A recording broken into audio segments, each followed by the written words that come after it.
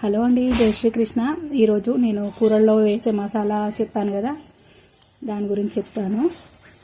ముందుగా 1/2 kg ధనియాలు శుభ్రం చేసుకొని మట్టి అదంతా లేకుండా వేయించి పెట్టుకున్నానండి. ఫస్ట్ ధనియాలు వేయించుకోవాలి.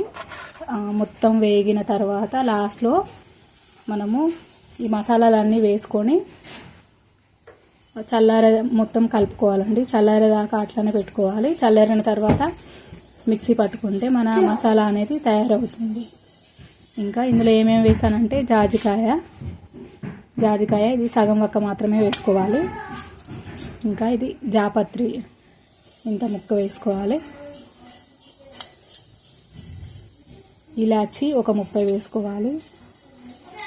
ఇంకా లవంగాలు 40, దాల్చిన చెక్క ఒక 15, ఇంత ముక్కలు అయితే ఒక 15 దాకా వేసుకోవాలి. ఇంకా మిరియాలు 2 స్పూన్స్ వేసుకోవాలండి.